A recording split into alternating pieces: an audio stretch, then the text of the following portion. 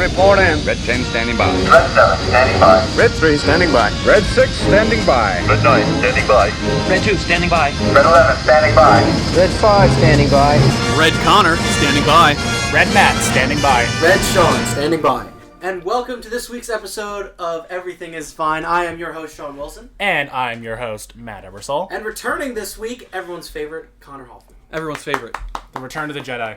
The Return of the Jedi. And once again, with Conor's presence, it's part 2 of Star Wars. Yay! Oh, Long boy. awaited for this. This is the original trilogy we'll be tackling today, along with the anthology films, Rogue One and Solo. Yes, we're adding those because, for the most part, I think we all agree that the original trilogy are 3 very good movies. Episode over. Yeah. That's it. That's it. But in order to have some debate within this episode, we wanted to add in the anthology movies, also because they do take place right before these in the timeline, so it makes sense that we would cover them now, because we have a lot to cover in the sequel episode, so if we jam those into, the episode would be like 3 hours long. Yes. So we are doing essentially the original trilogy and in its entirety the Age of the Empire. Yeah. Should be fun. All thanks to Jar Jar. All thanks to Jar Jar and the one vote in the Senate. But before we get into any of that today, we have, as always, our week in nerd news. And Matt is going to take a couple of minutes to talk to you guys about awards season. Oh, yeah. So we have those wonderful bits. Matt, if you want to start. The segment that everyone asked for, yet no one asked for. Yeah, the segment that you said 5 seconds before last week's show. Hey, can I talk about the Oscars? I was like, yeah. Am I going right now? Well, before we do, though, I do want to say, just speaking of last week's show, last week's show really seemed to be a hit. Oh, yeah. We're also, thank you all for making us a bit more popular on Spotify. We've been noticing that on YouTube we're still getting similar views, but Spotify, people are actually starting to really use that as a platform. So we want to thank you all for continuing to listen to us and hear what we have to say about various topics, and we hope that you enjoyed last week's episode. I know that we sure did. And we've been posting the polls on Instagram for the Bloodbath questions, and we appreciate all of your responses for those and your votes in the polls in terms of who won. We're recording this on Friday, so at this moment we know that the first 2 questions went to me, and then the next 2 questions went to Sean. So. And I have a high feeling that considering today is regarding the question of what would Wanda and Vision's third child's powers be. Oh yeah, Sean definitely won that one. I think I'm about to peel away and take the crown. So, No, my answer was garbage for that. I didn't even know what to... Yeah. But thank you to everyone who said things in the polls. We hope that you found our responses to them wonderful. I personally loved the response that said, TBH, Sean is Wanda. Yeah, and they said that I was Norm. And I'm going to fully defend myself. I would look very good in that red Halloween costume. Literally, Norm? Like, is that that's the one people think I am? I mean, charismatic. I said we are both from New Jersey, so there is that. Award-winning smile. What's wrong with Norm? Yeah. So, am I doing award season? I guess. By all means, you got your time. Time me. I'm only gonna do like 5 minutes again. So, what a week it's been in movie awards season. So, since the last episode, the Critics' Choice Awards have happened. And the Critics' Choice Awards are usually a very good indicator as to who is now a frontrunner for the Academy Awards, who's going to get in the nominations for those. And because the critics do make up a pretty decent amount of the Academy voting, Nomadland once again cleaned up, winning Best Picture and Best Director at those awards. Chloe Zhao, the director of that, is probably going to win everywhere, and Nomadland right now is looking like the clear frontrunner for Best Picture. Despite all these other great movies coming out this year, Nomadland seems to be the one that is really, really surging right now. The acting categories, unlike the Golden Globes, actually went to people that were expected. Chadwick Boseman won again. He's going to win everywhere. Probably the 3rd person to ever win a posthumous Oscar. That's what we're probably about to see right now. He'll be the first to do that since Heath Ledger. Lead actress went to Carey Mulligan in Promising Young Woman, very deserving. Daniel Kaluuya won supporting actor for Judas and the Black Messiah. He's probably going to win everywhere. And Maria Bakalova, the actress from the new Borat movie, surprisingly won supporting actress. That is by far the biggest wild card in terms of categories, because so far at the Golden Globes and the Critics' Choice, Jodie Foster won the Golden Globe and Maria Bakalova won the Critics' Choice. And before these all these award bodies started nominating people, those two were very much so on the outside looking in. So now it's really, there's like 7 or 8 people that could get into this pool of 5 nominations at the Oscars, and it's going to be tight to see who they snub, because there's probably going to be some big snubs in that category. Nomadland also won Adapted Screenplay at the Critics' Choice. Promising Young Woman won Original Screenplay, and both of those screenplays were written by women, which in my opinion, that's awesome. That's incredible, because men have dominated the industry for far too long in terms of winning all these awards. It's very exciting to see 2 women win screenplay awards. I think that's awesome. And it's looking like we're going to have at least 2 women nominated for director at the Oscars. So that's also very, very exciting. Well done, Hollywood Foreign Press. Hollywood Foreign Press. Soul won score again, as expected. Nomadland won cinematography. Nomadland's right now cleaning up. So when this episode comes out on this Sunday, I believe it's Sunday the 15th? Yes. No, Sunday the 14th. Sorry. The Oscar nominations are coming out Monday the 15th. I have all my predictions in. Nomadland. Bet on Nomadland. It's going to get a lot. Trial of Chicago 7 is going to get a lot. Bet on all the actors that have been winning right now. Those are probably sure things. The PGA nominations came out, the Producers Guild, and those are usually very good indicators as to who's winning Best Picture. They nominated Nomadland, Trial of Chicago 7, Mank, Ma Rainey's Black Bottom, Promising Young Woman, Minari, One Night in Miami, Sound of Metal, Judas and the Black Messiah, and Borat. Borat's getting a lot of buzz for some reason. So those 10 movies, look for those to show up in Best Picture. The DGA nominated Chloe Zhao, Emerald Fennell, who directed Promising Young Woman, David Fincher for Mank, Aaron Sorkin for Trial of Chicago 7, and Lee Isaac Chung for Minari, which, by the way, Minari, just watched that this week. It's a great movie. But yeah, look for all those movies I just listed. Those are going to be the ones getting a lot, because there were not a lot of movies that came out this year. So look for many different films to get at least 6 nominations, maybe even 7. I could see Nomadland getting a very good amount. I know Connor's upset that Tenet is getting snubbed a lot everywhere.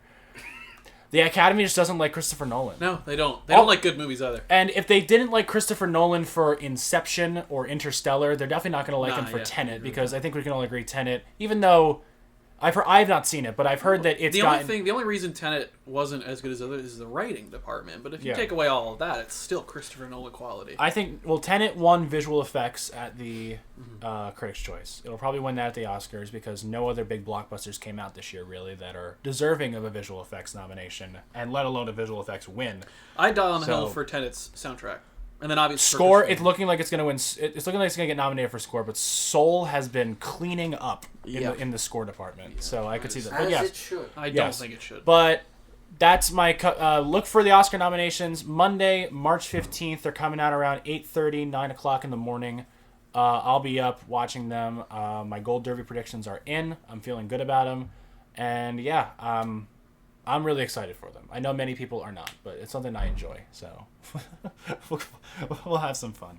But yeah, that's my award season coverage for the week. Please stay tuned for more in the coming episodes. And yeah, that's about it. Bravo. And we'll keep you updated all throughout awards season. Oh yes. In fact, every single nomination, like awards body, like all the guilds, all the different, like the Critics' Choice, the SAGs, the BAFTAs came out this week.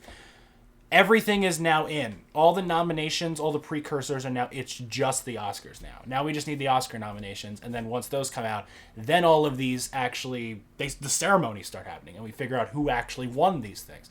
Side note, the BAFTAs are stupid, because they changed their voting so that for the acting categories and for the director categories, it was only 10 to 12 people picking who was nominated, because they wanted it to be more diverse. And they achieved in making it diverse, but like the people they nominated, there is like no overlap at all between the Golden Globes, what is likely to be the Oscars, the Critics' Choice. It's all different performances that have not been getting nominated anywhere. So for anyone thinking that the BAFTAs are this big precursor, not really quite this year, because it was only 10 people choosing these awards. Nice. Very small sample size. So now I'm officially done. Thank you for listening. So, we will keep you updated through all of the award season. How many weeks are left of award season, technically, Matt? The Oscars is typically the end of award season, and those are April 25th. Okay, so we got a whole other month. Oh, yeah. And I'm excited. Moving on to recent events, just in pop culture and nerd news, the Snyder Cut was leaked early. Viewers wanted Part of it was. the first 90 minutes. Viewers who tuned in to watch Tom and Jerry got the first 90 minutes of the Snyder Cut. And from the few people who tweeted out their reviews, air quotes, of the first 90 minutes of the movie instead of Tom and Jerry, people seemed to like it. It wasn't on purpose? It wasn't on purpose. Genius marketing? Question mark. It might be. So now everyone is actually waiting for Tom and Jerry to crash the Snyder Cut. But no, according to the reviews of the opening acts of the movie, everyone who saw it seemed to enjoy it. And that was families sitting down to watch Tom and Jerry. So Don't give me hope. if that crowd likes this movie, who knows? The PS5 a few days ago became the fastest selling console in U.S. history in terms of dollar sales amounts. It's recently just beat the Switch. Why, because of scalpers? Probably because of the price scalpers. is so high? Probably because of scalpers. But it recently beat the fastest dollar amount of gross net income that the Switch did on its first couple of weeks of release. Wild. Huh. So I saw that and I thought that was worth mentioning. Interesting. One of the biggest news of today, Microsoft has acquired Bethesda. Mm-hmm. Officially, right? Officially. Yeah. And because of that, for those with Game Pass, most of Bethesda's beloved games have come to Game Pass for PC and Xbox. Beloved. Well, okay. It's been a while. It's been a while, but that's why I think it's such a good buyout. Exactly. Because I think the issue with Bethesda in the last 10 years is they're just selling copies. They're not selling word of mouth. But I believe that at least if you have picked up a controller somewhere along the way, you have touched one of these game franchises. Everyone has been exposed to Skyrim and its older brothers in the Elder Scrolls. Mm-hmm. We've all seen Fallout.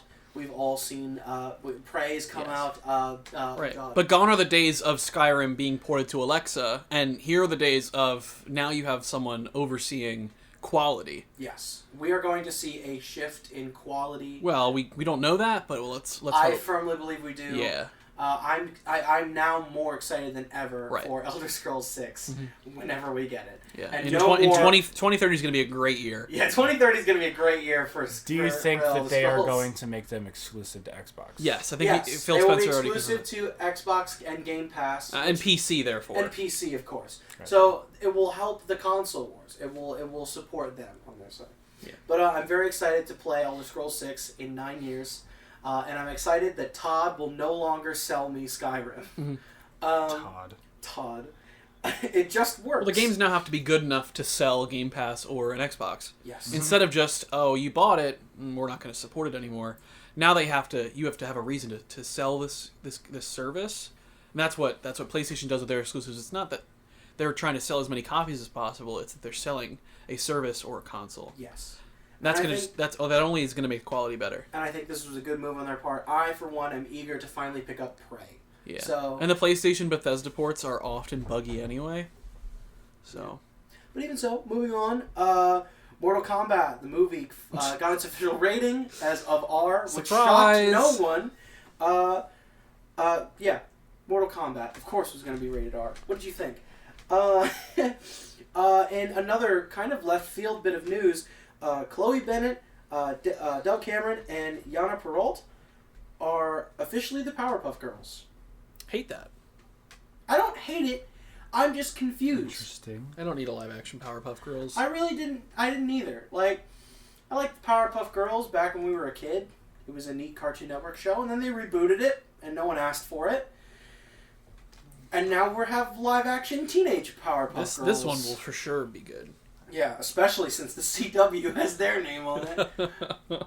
Thank you, CW.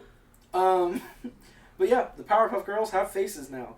If you're wondering, Chloe Bennett's playing Blossom, Dove Cameron is Bubbles, and the other person, Yana Perrault, is the other one, Buttercup. The other one. The cynical one. I had to scroll up and down the article to find her name. The protagonist, the comedic relief, and the cynical one. Yeah. But yeah, kind of going off into the other corny bits of news, Pepe Le Pew was canceled and cut from Space Jam because people complained. For some reason.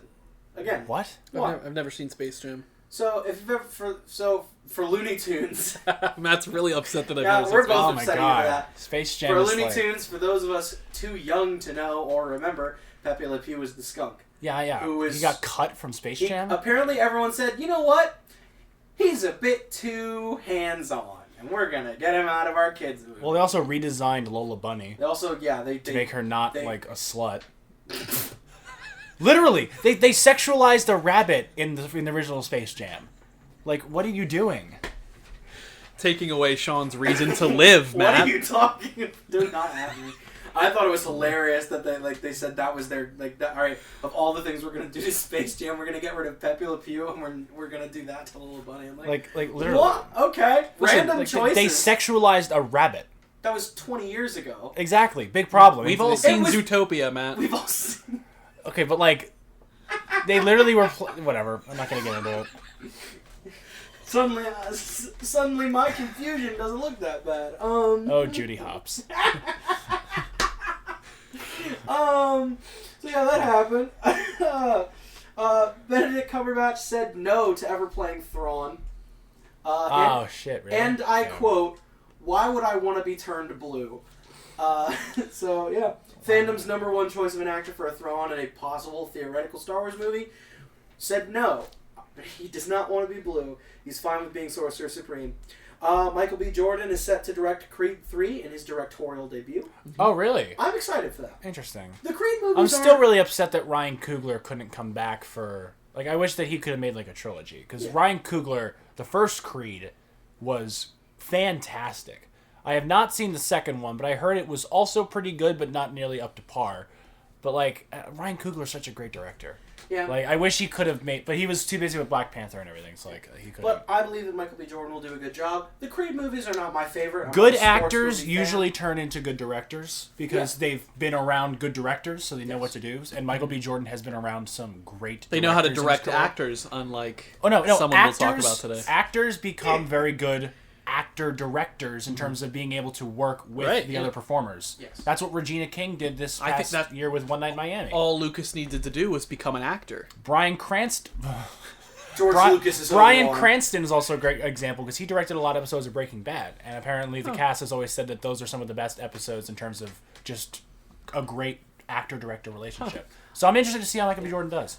Sports movies are not normally my thing. The Creed movies were okay. Not saying they're bad. They're just not my taste. Space Jam. But I would like to see Michael B. Jordan have his hand in directing. Space Jam is the best sports movie ever.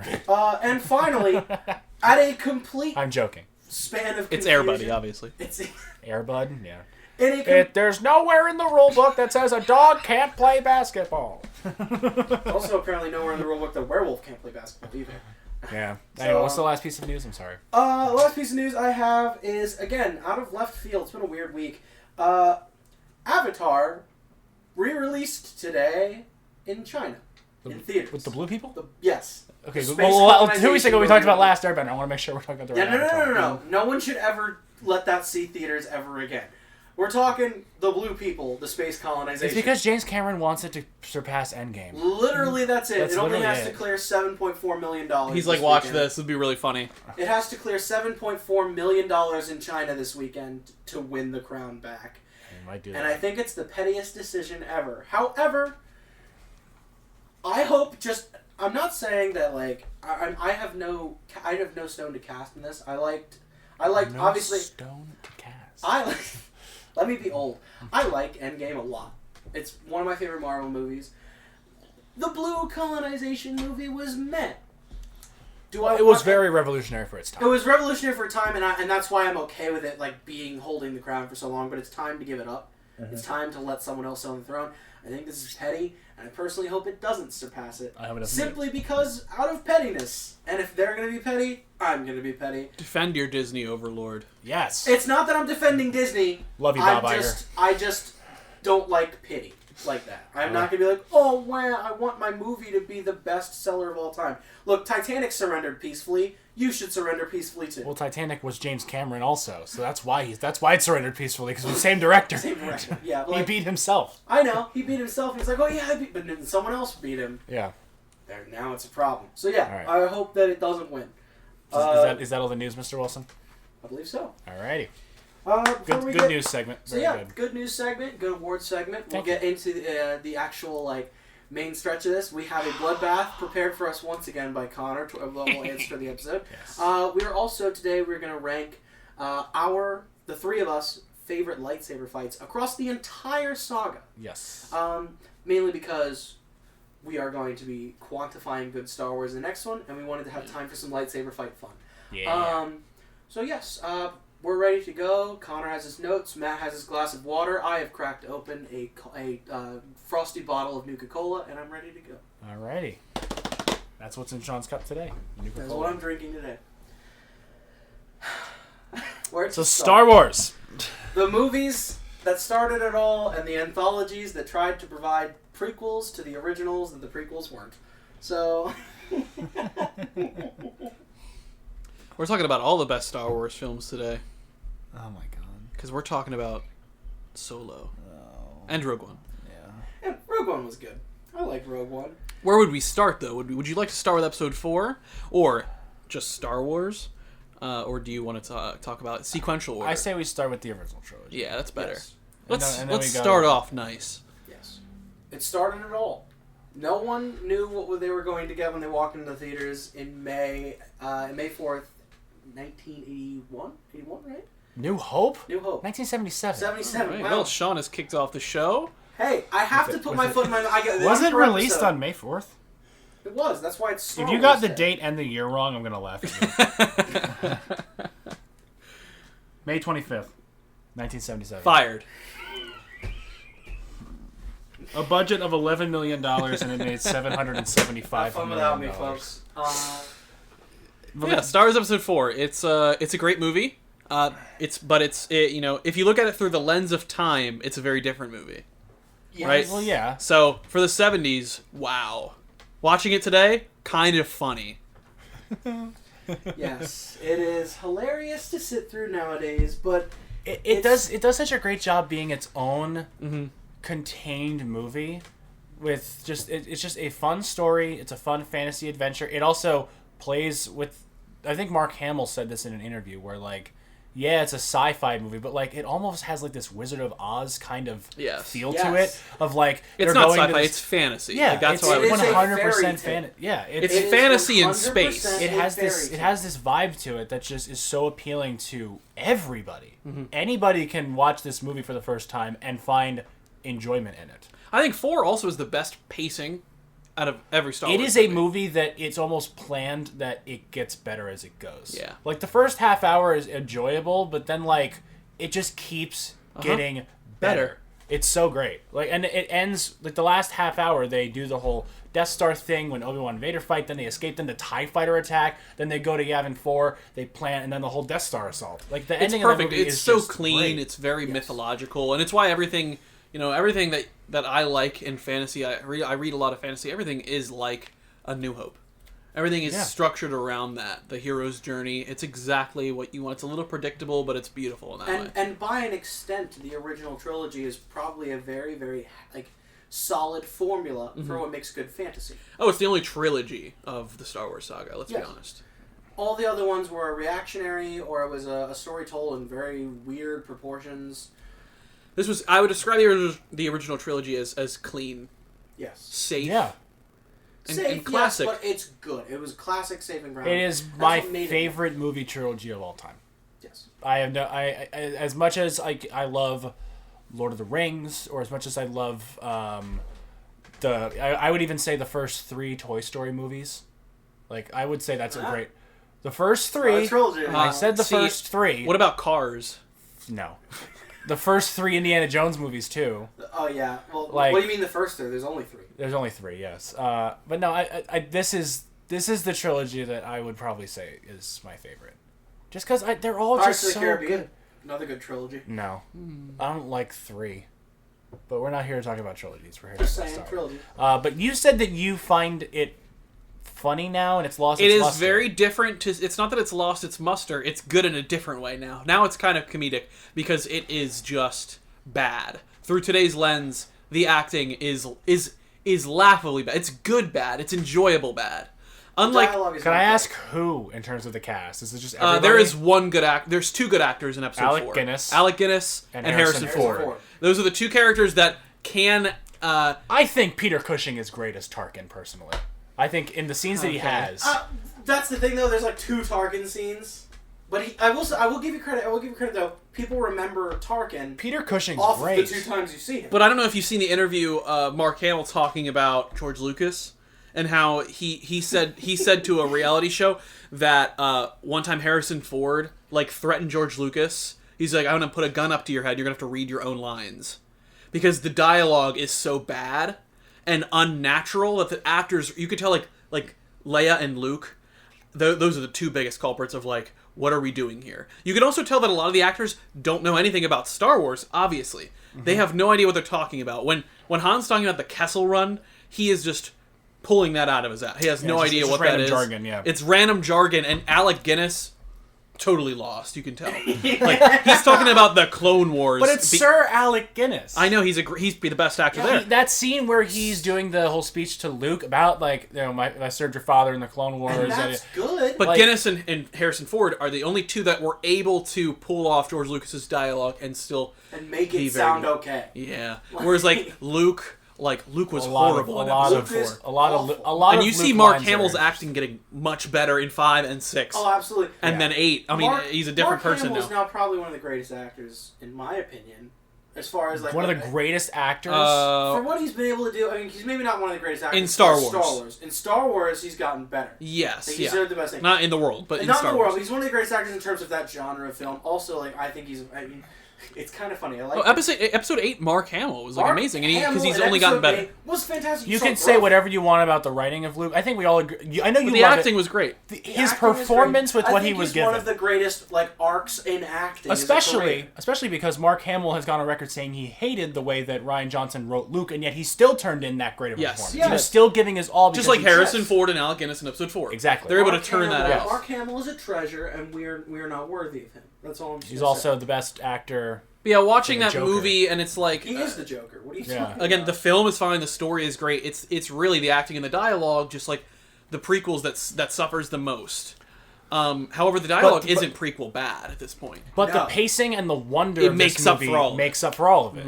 And also I love also C-3PO and R2-D2 in this movie Fantastic. are the best that they are in any Star Wars Our movie. protagonist rolls in, You literally beeping at us. think and about it's it. Great. It's actually kind of good. This is something I actually think Lucas did well with the screenplay. Is that you start the movie with those two, and you learn about everything that's going on. At least Through stuff them. that you need to know through just these two droids arguing. Like it's actually really clever how he did that. If It's you- great. You don't meet Luke till like 25 minutes into the movie. No, not at all. You're And- mostly spending it on the Death Star, and you're like, wait, what the hell? Like, who is this guy Vader? And then Leia's a princess, and these two robots are talking, and it's just like, what is happening? Like, there's just so much But going it's on. so interesting because you're thrown into the end of a lost battle Yeah. where villainy reigns supreme, and there's this desperate escape attempt with the droid carrying secret plans to some sort of weapon, and you're immediately intrigued. It's a lot of information to soak in as a new viewer. Yeah. But he did a very good job at slowly revealing the information so that it's Yes. understandable. Yes. I agree. Totally. Just a phenomenal job in that aspect. Also, like episode 4 and the whole trilogy, why they're so good to me is the Force is this mystical thing. unknown It's not a- energy, It's not like a weapon. and Han like to said the it point where best. Han thinks it's a phony religion. Phony religion. You and don't believe in hocus the Force, pocus. do you? Right. That is, I think, probably like that. Even though makes Chewbacca it fought so alongside good. Yoda. Well, yeah. Yeah. There's a couple Yeah, holes obviously, there's but some I holes. forgive it obviously because the prequels didn't exist yet. Yeah. And It's that's so another reason good. the prequels kind of distasteful because it's like it ruins that It ruins that one thing. mystification of it. No one's powerful. The Force is this just energy around everyone instead Yes. of like it's a It's power. not It's a a power pick and level choose from Dragon thing. Ball Z. It's not a bloodline. It's not a number. It is an energy field that flows through all. It's a living little bit things. of a bloodline. And in New Hope, Okay, a and in New little Hope, the Force. Spoilers. In New Hope, the Force is not used except for Almost at all. Except for when Luke shoots the laser into the Death Star. These aren't the droids you're looking for. It's the tiniest actions. Yeah, there's also the when he says reach out with your feelings when Lucas has the shield over his eyes and he's trying to blast and he is able to do it. It's never used in like combat. Like the first time the Force is used to like lift something is episode 5 when he's in the cave and he lifts his lightsaber. And as a trilogy, it's That's a never slow, used. gradual build-up of Force abilities. Yes. Even to the point of episode 6, there's not a ton of Force abilities still. Yeah. No. You get one or two. He's things. doing backflips, but And- that's and it. What also, I'll comment on the Force too, the one thing that makes you kind of like, we didn't learn about the Emperor in 4, because the Emperor was an afterthought. In Yeah. 5, we actually learned that, Darth Vader's not the big bad. He's got a boss. He's got to be super scary then. And then you meet the Emperor, and he's kind of this shriveled old man. You're like, how can this guy have a hold over Darth Vader? I mean, he's creepy, he's got the vibe, but like, what is... Because he's the Senate. He is the Senate. But it's like, what makes this man the Senate? And then he hits Luke with Force Lightning. Force Lightning was probably Force Yeah, Lightning it's a slow, gradual build-up. Force Lightning was a genius move to give to the main villain at the end of those movies because we saw, like you said, the slow gradual from like mind trick to lifting some objects to moving stuff around to, oh, by the way, the bad guy can weaponize it. Yeah. That showed such an incredible learning curve of getting your magic slots. In terms you know of using what I the Force, this trilogy is borderline perfect in terms of how it develops its power. Because it Yes. starts And off I think as- and I want to slowly define what is good Star Wars, and I think one of that being a mystical force. And I think that's important because you also introduce characters in episode 4 and 5 and 6. There's a huge cast here that aren't Force users, and they're all individual, unique characters that don't need this Dragon Ball Z kind of power to make themselves interesting. Yes. I agree. Han Solo is a guy with a gun. Han is interesting because he's a good shot, he's got a cool attitude, he's got a cool ship. And they're That's not. it. These aren't He's new slick. ideas. These aren't unique ideas, but they're solid. Han is just a reluctant hero. He's like a typical character archetypes. But I like that about the original trilogy is that at least the characters have characteristics and archetypes. Like we know who they are, how they would react in a situation. They're very they think. classical fantasy. I believe I said this in episode 1 of this show. Star Wars is essentially the young chosen hero meets the wise old wizard and learns the ways of magic so that he can defeat the Dark Knight. Mm-hmm. That is It's very simple, That is what No, this it's movie simple in- is. it's simple in its these design. movies are. Yeah. And which I appreciate. And another thing that makes it a very good story, fantasy, or whatever you want to call it, is the way they develop that party. We now have a party of everyone we can distinguish, and then they choose to develop it in a very interesting way. The first movie, it's a slow, we get the members of the crew together. Luke finds the droids. The droids and Luke go to the wizard, Obi-Wan Kenobi. They run into young Han and Lord Chewie. go to Han and Chewie to get them into the Death Star. It's Cinderella's fairy godmother. I mean, Yes, that's exactly Cinderella, what Obi-Wan is. That's what it is. The wise old It's wizard. Arthur. Merlin. It's Arthur and Merlin. It's Arthur and Yeah. Merlin. And they go get the princess. And It's that Harry is- and Dumbledore. The party, the party is together. And what does 5 do? 5 does split them up a little bit, but Luke goes off to train with another master, who is this is the best that Yoda will ever be and has ever been, Are we going to 5 now? essentially. Okay. But Oh, I wanted to talk about some problems with 4. Yeah, okay, yeah. 4 isn't perfect. fair I don't know enough. if you I'll guys stop. do you I'll have stop. any problems with 4? I mean, the dialogue and the fact the actors don't know what they're doing. Honestly, but it is probably... If you were just tell me, hey, we're going to watch a Star Wars movie right now, pick whatever one you want at this current moment. Half the time I'd say 5, half the time I'd say 4. I think they're equal in terms of just watching the movie and enjoying yourself. 5's obviously the better movie in my opinion. Both are But- enjoyable, yeah. But 4 is just such an enjoyable watch. It has been parodied. It's such an enjoyable watch and such an enjoyable format. It's been parodied by everybody. Spaceballs, Family Guy. Everybody has tried to And if it make wasn't- it's just perfect. if it wasn't for 4's massive success at doing what it does, we wouldn't be sitting here talking about it today. Honestly, my biggest problem with 4, and it's gonna sound weird, but in hindsight, they needed to do this. That way, he'd be great in 5 and 6. But Vader's barely in the movie. Yeah. I would have liked. That's kind of menacing in a way, though. You don't see No, the I villain a like lot. exactly, but in hindsight, if you watch Episode 4 again, which fresh, you're like, Darth Vader's not really in this at all. He's kind of just the big Tarkin's really the main antagonistic I like that force. because but it's like this again mysticism behind Darth Vader. Like he's Yeah. so powerful, you wouldn't even want to be Who near is him. the Dark Knight? What does he look like under the helmet? He didn't What's even, the red and he didn't lightsaber? even have the theme yet. He didn't even have the Imperial March And in the yet. first scene with the fingerprints all over his mouth, you could just tell the movie like wasn't. Yeah, you can see his eyes through. It's really bad. You can see Like, the actor's eyes. you can just tell that everyone here was amateur, and Yes. but it was But so impressive for that. For a cast of amateurs, Yeah, You want to know They what? knocked You want to it know out. what made that movie go from amateur to great, though? I know. Money? No, John Williams. Oh yeah. oh yeah, I thought you were talking about episode If 5. if that movie had a score literally written by anybody else, It it would not would be not so. have been the same. they, Lucas, oh my god. Lucas wrapped his little baby up and said, "Will you look after this?" Yeah. And William said, "I'm gonna make this kid rock." Williams' Now, in- themes are still some things that not even like the main themes, just like the Rebellion theme, that like just every single musical cue in this movie Is is perfect. iconic. Yes, it's The yeah. TIE Fighter attack. Come on. Oh, and That's sound so design good. too. I mean, the the original Cantina band. like the simple making a sound of a lightsaber or a TIE fighter. And Yeah. then like the lightsaber itself, they got it. The Graflex is made from the Graflex camera. Fun fact: It's like the TIE Fighter sound is actually just Matt screaming as he runs past the mic. it's just that. it was very The impressive. Death Star sound. Now there's a couple weird things you can tell. Lucas didn't have a long-term plan with Episode 4. No. 4 is just Star Wars. It could have been its own movie. Yeah. So he set it up, but of course it was successful, so we got sequels. So you have some weird things like Luke and Leia's romance. And you get that in 5 as well, because there's not really a plan there. Let's be honest. That the way he makes up with that, like, Yeah. that's not what he had planned. You know what I mean? What are your problems with it? That's it. So there's some holes because of the fact that he didn't know he was going to make one. Okay, yeah. I'm not going to blame the movie too much for its problems, though. And then, of course, the acting and dialogue. But that's kind of it. Like the acting and effects the haven't acting held and up too dialogue, well. wrong. They're some lines are bad, but like the way that they're delivered and the way that it just holds up today. I think the There's mistakes a make charm. the movie almost. There's yeah. a charm Yes. to it. Like the stormtrooper hitting his head on the wall. It adds Yeah. to the movie. Yeah, it's the mistakes make the movie. Yeah, like And it's a joy. you could tell this movie was made out of pure passion and pure drive, and I think that's what makes it so endearing to all And of they us. knew they were not professionals yet. If They this knew movie they were had not the an legends they would insane become. budget and was with all these A-list actors, I don't think it would have had the same success. The fact that it was made by George Lucas, who at that point had only really made one great movie, American Graffiti, which is nothing like Star Wars, and also with a cast of people who are borderline unknowns except for Alec Guinness, it added to it because you don't see... If Luke Skywalker was played by some big actor, you would see it as that big actor. But because it was Mark Hamill, all you saw was Luke Skywalker.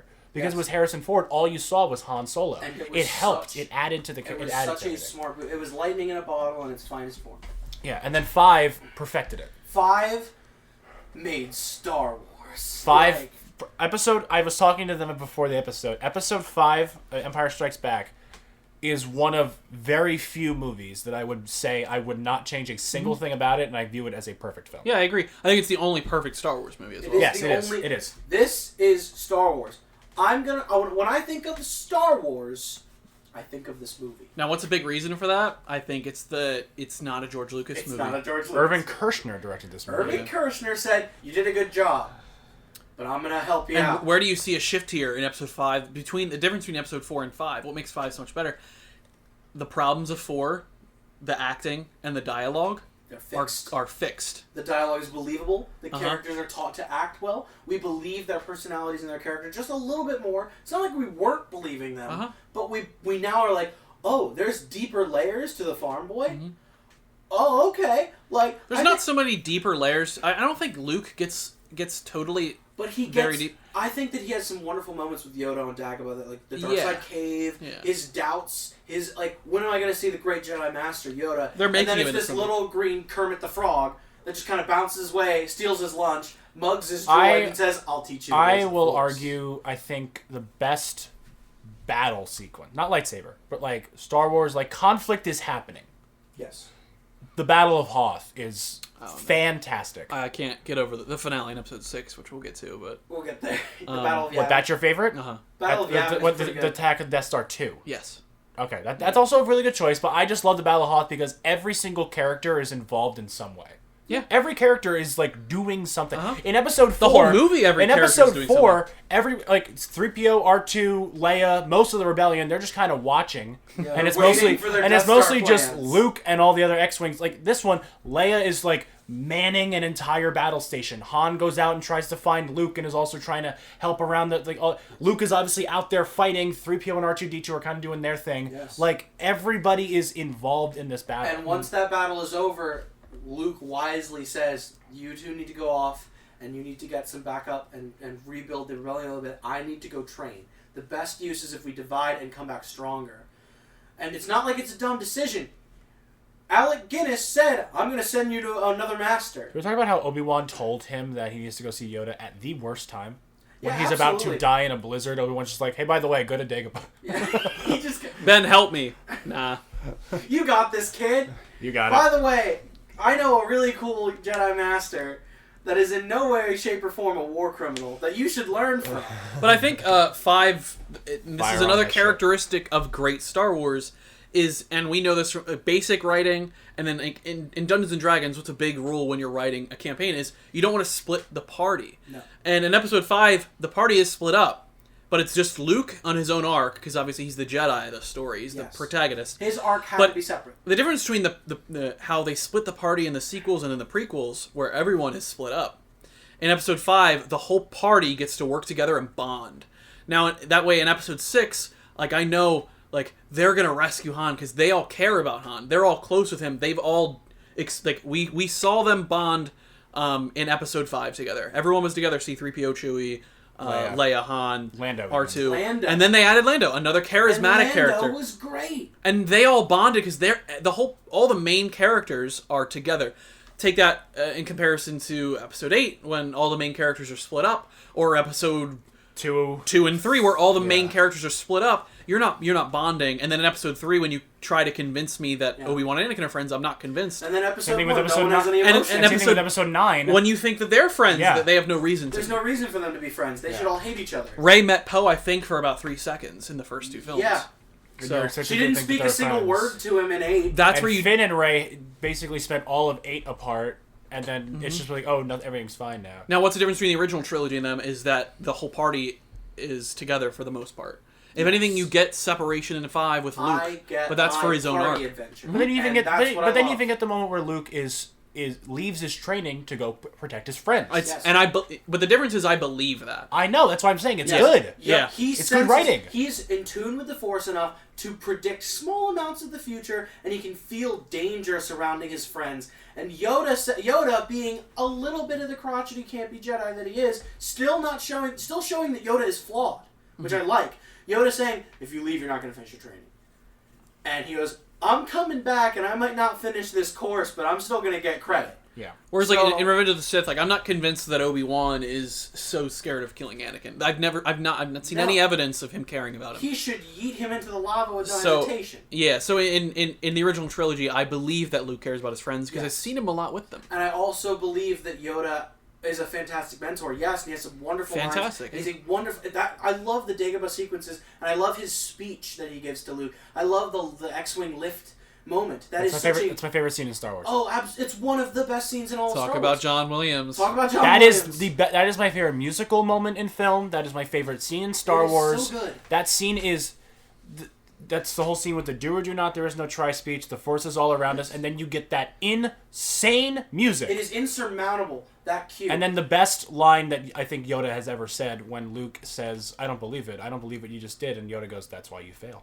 yes. Like, that's And perfect. the best part Like, about all of that come on, is man. that Yoda still is shown to have the flaw of you're not going to finish your training if you leave. Also, you're not going to win against Vader Can I if you just say leave. Yoda is funny as hell? He is fun. That's another thing about the original trilogy, especially Episode Comedy. 5. Well, it's charisma. It's not even comedy. It's a little bit of comedy. The characters are charismatic. They have, again, character traits and archetypes.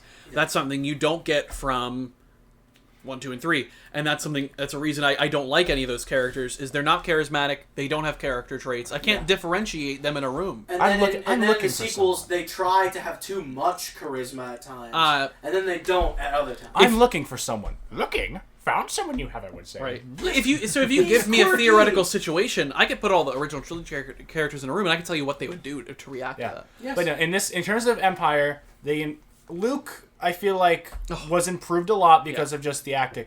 Leia, I feel like kind of like she's still great. Believe me. She got some. Better. Han got way better. Oh, yes. This is Han's movie. This This is Han's movie. Yeah. Except I'm the Yoda protagonist became one of the greatest characters of all time, and Vader became much better. Vader Now- became now- the villain. Even though, if you actually look like statistically, Vader is actually only on screen in this movie for about like 9 or 10 minutes. But that keeps him menacing. But exactly, that makes him and menacing, it gives him more and stuff to do. Every minute he's on the screen, you think.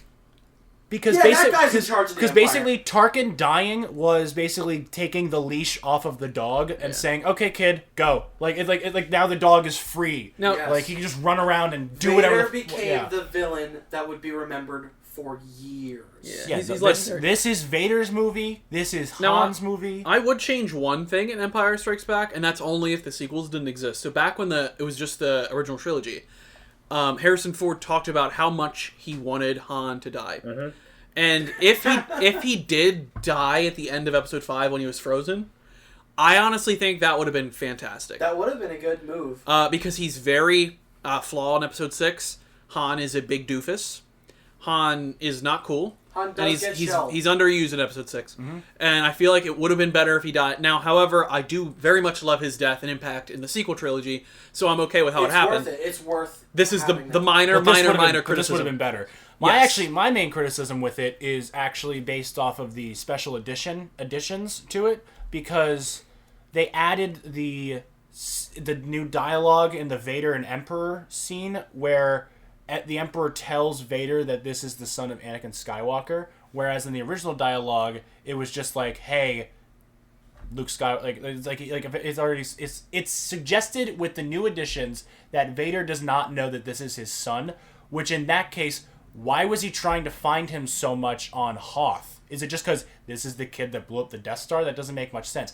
I always liked the thought of he's always known that this is his son, and he felt it through the Force when he was going on the Death Star trench, and that he's on Hoth, on the ground, trying to find him. Oh no, because he knows it's his kid. I always saw that he didn't. I thought that he was. This is a Force user. This is another one I'm hunting No, down. he knew. He knew. I know. I thought he didn't know until he talked to the Emperor. So I'll bring. Well, I'll- in the original dialogue of the movie, it is that I No, forget. but in what Episode 4, it's very clear he doesn't know who Luke is. He doesn't know in Episode 4, so I'll step into this. But maybe in 5. The Star Wars extended universe is a messy bit because Disney said some of it doesn't matter, some of it does. But here's the thing: there is one constant between the two that Disney did keep, and that is a long episode. Disney.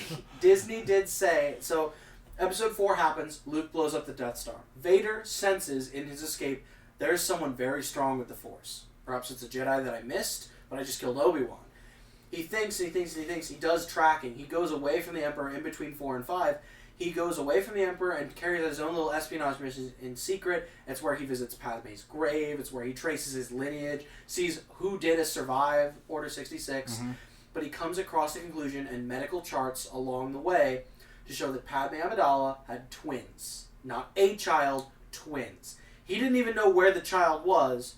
He did not know there were twins. Sorry. He learned that there was a birth. Yeah. She did give birth before passing away. So he just thinks of the one child. He did not know about Leia being his daughter Until Return of the Jedi. until Return of the Jedi. Yeah. But when he knew that he had a son surviving and knowing his own Force abilities, he could tell that must be my son. Yeah. And he did actually, in the official Disney canon lore, he did admit to himself out loud, I do not wish to kill my son, I wish to bring him to my side, and we shall rule the galaxy together. And what do we get in 5? Join me and we'll rule the galaxy as father Exactly. and son. He wanted to overthrow the Emperor from 4 on. He's planned that for years. He's never wanted to... He's like a couple years down the road after Order 66, Anakin said, damn, I really signed the wrong job. So he wanted to take over. He wanted to dethrone Palpatine. And he I don't said, know. "Who I better don't know to do if with that than makes my sense. son?" Like in Episode 6, Vader obviously is submitting to Palpatine. He's submitting to Palpatine because he believes it's pointless at that point. That's what I mean. So that kind of doesn't He fit in gives very up. well, in my opinion. Because he sees that his son is insurmountable. He can't move. He will not join the dark side. Does He Vader can't do it. believe that when he invites him to the Emperor? I don't think so. I think the whole point in him bringing him there was because he thought he was going to turn him, and it was he Uno thought it would reverse turn- card. Yeah, he thought he could turn his son. He thought, and then in those moments, he saw that it was not going to happen. When Luke did not fight back. Uno against the reverse. Emperor. Also, because I think he was also fighting for his life at that point. Yeah. Because At that point, he knew that yes. Palpatine was like, "You're Replacing old. you. I want Luke there," and he's like, "Well, now not only am I fighting for the potential of like I'm fighting for my life at this point now. Yes. Like I'm really just It's a job and a life. But yes. But yeah, that's why I also, this is teasing, but I also love that fight because that is the lightsaber fight with the most going on story-wise. Yeah. Emotionally, Certainly, yes. that's like, Episode 6? that's why Return of the Jedi is still, in my opinion, a fantastic movie because of literally just the ending. Well, to move on to 6. Yeah, we can move on to 6 now. 6 is busy from the first moment, pretty much. I love the Jabba's palace sequence. I don't. It's convoluted. It's convoluted. I love it. The plan doesn't make any sense. What is the plan? The plan, you know what the plan is? It's a Skywalker patent. He's like, plan.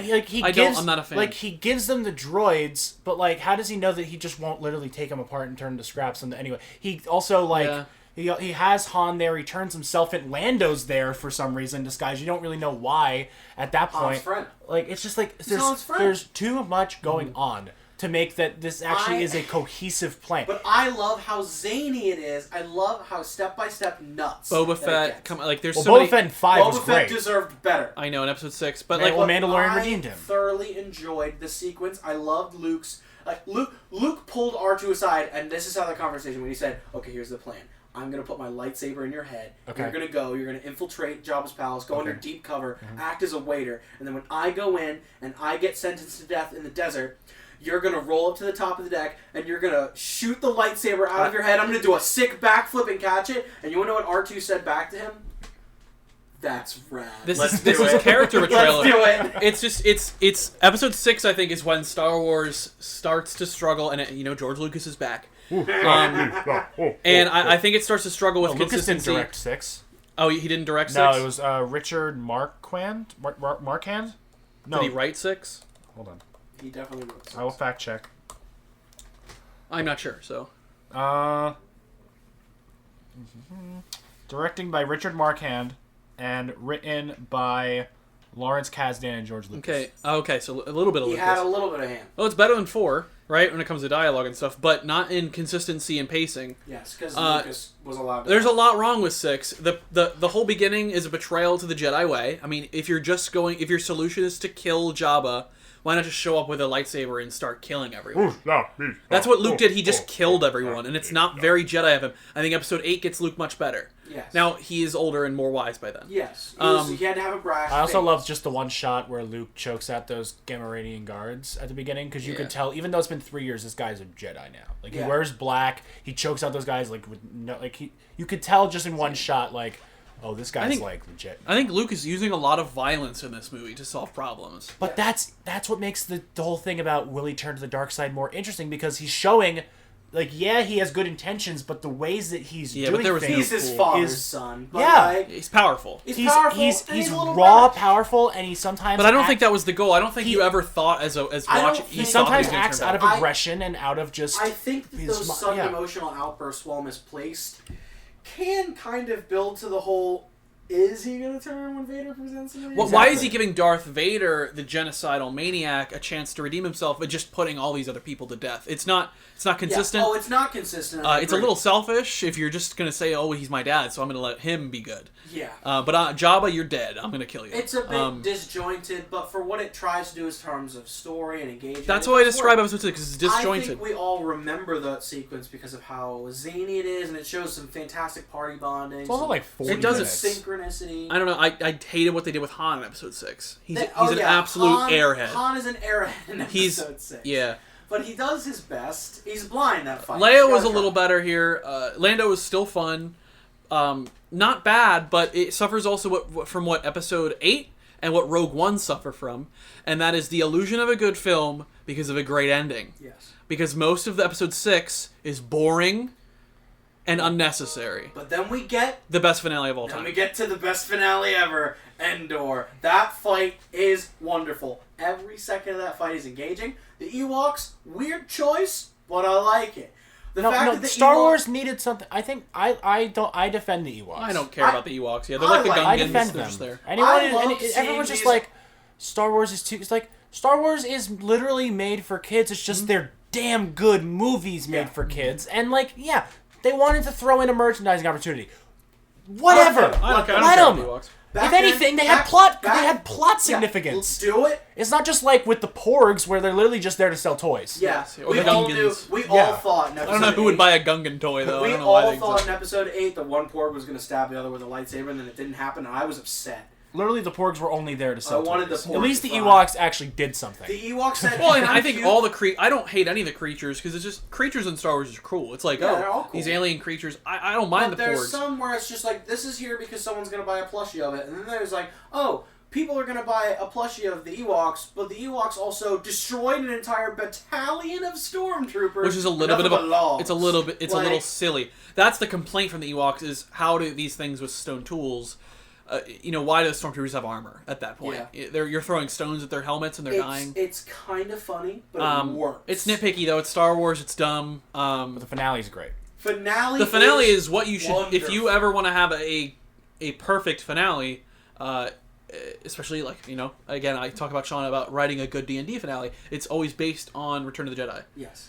Because it's a rock paper scissors of if one team fails, it's they split the party. If one team fails, everyone fails. Exactly. So if they fail on the ground of getting the shield generators down, everyone in the sky is dead.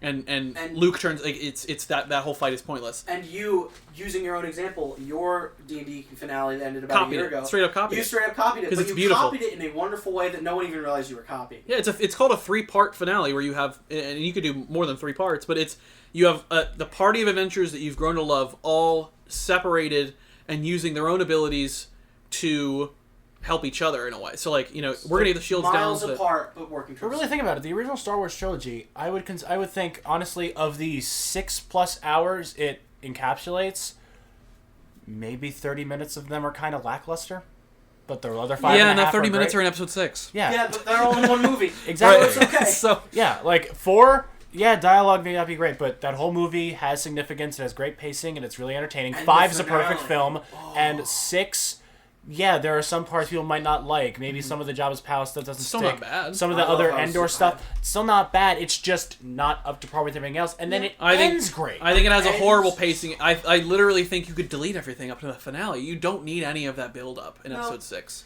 I mean, find a way to get Han back, or just kill him. But Yeah. but other than that, I mean, I appreciate the Jabba's I mean, Palace you could- because you it's could- rad. Yeah, but it That's really, the only word I can use to describe that. It's it's rad. nonsensical. Yeah.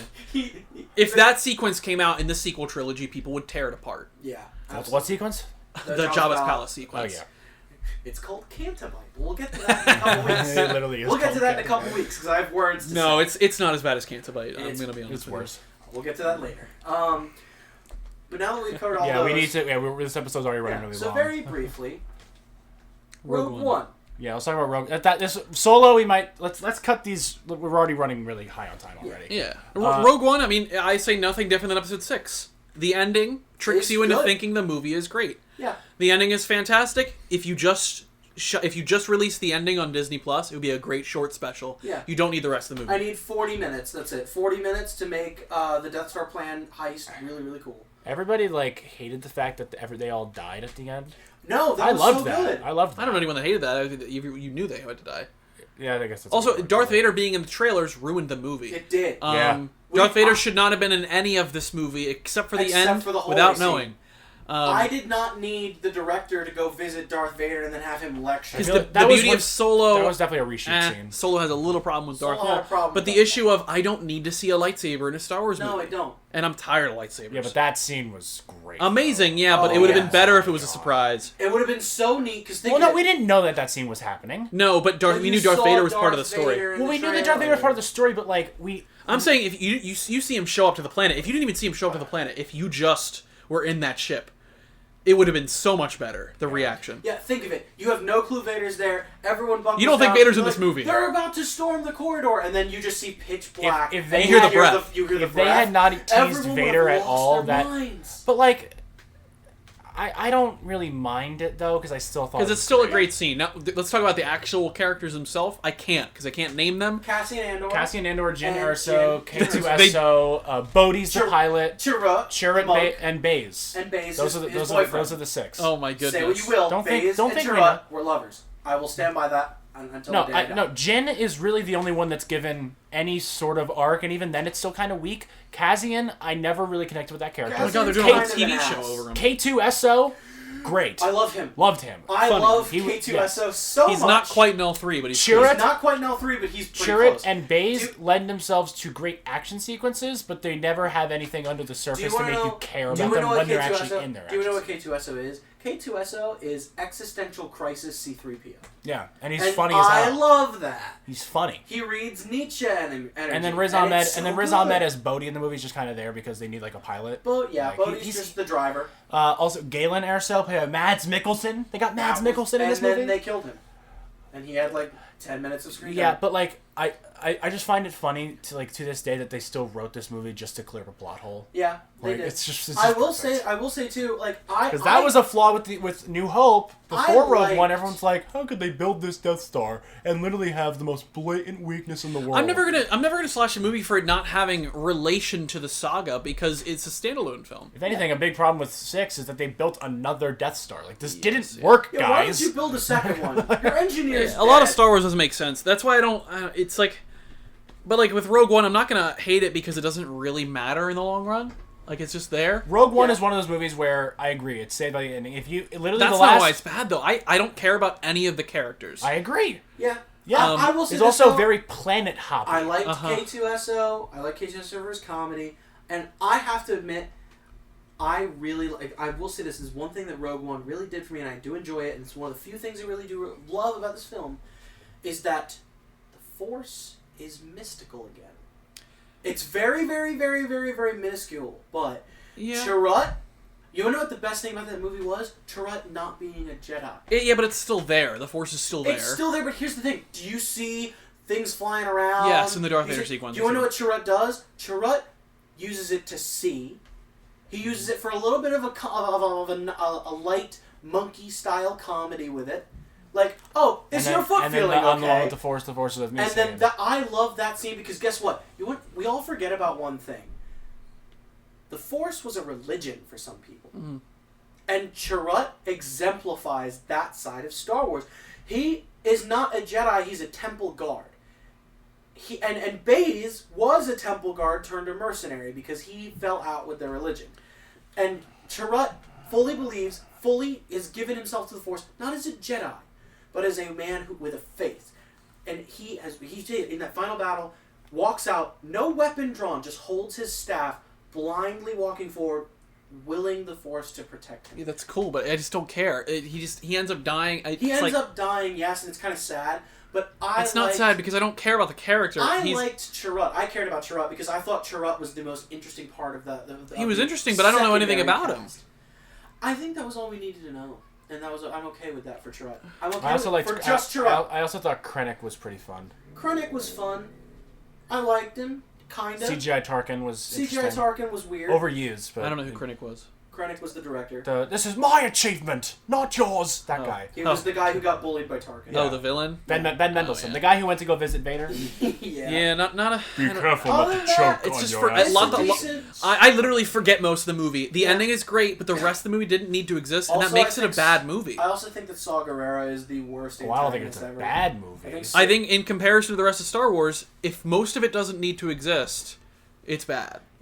But even so, very good final act. Like not Everything even in the else whole is kinda saga. bad. I mean, just for the movie to have a story, you don't need the first third or the first 2/3. Yeah. They're just going places and picking people up along. I don't remember what they're doing. They're just picking people up. They tried to rescue her dad. They had to get the Death Star plans, and that's it.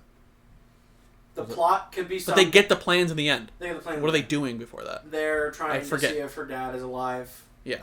So And they have to rescue Bodhi for some there's a reason. lot of nothing in that movie. There's a lot of nothing in the movie, and some of the characters are insufferable, but the last 40 Cinematography minutes, though, beautiful. Oh, it's Soundtrack not being John Williams, still amazing. Yeah. It was a very nice flick. And then there's Solo. Solo is actually the interesting one here because it divides us. I think Solo is pretty okay. I think it's one of the best Star Wars movies ever made. I think it's pointless. Pointless to what? To the saga? Because again, I don't feel like that matters. It's fine if you want to give characters backstory. I'm fine with that. Origin movies have actually- succeeded, Yeah. very much so. But in terms of what they actually did in the movie, it's mostly just like, hey, here's how Han met this person, and it's not interesting. Here's how Han got his name, and it's bullshit. Here's how Han got the Falcon, and it's kind of just like, oh, they already said in the movies that Han won it off Lando, and now we're just seeing that happen. Oh, joy. Oh, here's Han doing the Kessel Run in 12 parsecs. Yeah, we already know that he did that. If they had actually written stuff that was new to the character and made me care, and also wrote the character like he was supposed to be, because if you tell me that the way that Alden Ehrenreich played Han Solo was just it like was masterful. That was good. no, it was terrible. Matt. So good. The writing's horrible. No, Matt. what Han are you thinking about? If you look at Han in Episode 4, and what he didn't copy Han from Episode 4, 5, and 6. He took Han from Episode 4 and made him more naive and young. That's the point, because he was physically younger. And more naive. And what did he learn in this? Now, people say it doesn't link to the saga. I don't really care that it doesn't link to the saga. I think it does link to Han. It links to Han. What's Han's arc in Episode 4 and He 5? doesn't feel like Han Solo. That's He just the thing, feels 'cause like a he's- young guy who 'cause kind of looks like him. He's becoming Not Han Solo. yet. That's the whole point. But at the end of the movie, does he feel like Wait, Han wait. Solo from the original trilogy? Listen to the first line in Solo, though. It's like the most Han shit ever. By the end of Solo, is he Han Solo yet? No, because they were going to make a they were second going to movie. make a sequel, but then they didn't get the So sequel. then that's Because their problem. people But he like was you much- complain, and Yeah. we didn't get Well, no. we didn't get Solo But 2. no, you don't need a sequel to you Solo. shouldn't make a movie to set up another movie. You should make a really great movie You first. don't, and he's not quite. Is he? Oh, he's nearly Solo through Episode 4. The cocky, I did Yeah. the fuck. I did the parsec. Yeah, he's nearly there. I did the Kessel Run. I liked how they portrayed young Han, and he learns, don't trust people. He And was way too that's trusting, exactly and he his was just a character survivor. archetype in Episode 4. He trusted the gang leader. But he he- trusted his friend. What did he trusted do when they were everyone. attacking the Death Star? He left. He ran. He's like, yeah, that's cool. I'm not Because gonna, that's what he learned in Solo. Don't trust anyone. He learned to shoot first. Don't trust anyone. He learned that You're from out for Beckett. yourself. He learned that from Beckett and from the supporting cast, And which was Beckett- they were all charismatic. I think Beckett was the perfect mentor for a young. Uh-huh. Now, I don't like this movie as much as you do, Connor, because Solo's your favorite Well, character. so ever. we went over what makes good Star Wars Yes. earlier, right? So what is that? Perfect pacing. This is something Solo This is has. very good pacing. Everything in It's the a movie. fun heist movie. Everything in the movie matters, right? So to get to the end, you need the rest of the film. This is Yes. something that Rogue One didn't have. This is something that Han had, or that Solo had. Sorry. It again has a fantastic and most underrated soundtrack. That is also not John Williams again. And it has charismatic characters with differentiating characteristics. Yeah, we just got very loud. I just looked at the sound waves.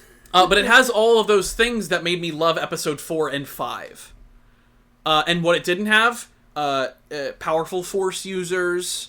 A single, well, What it did have, what's something that I would change in Solo? The Darth Maul cameo. need- It didn't need to happen. This is coming from someone who likes Darth Maul a lot. We didn't need him here. Yeah, that was fan service, That was right? fan service, and I, as a fan who likes Darth Maul, But that was didn't wanna see him misplaced here. fan service. Whereas the good fan service in this movie are the dice that he has in his thing.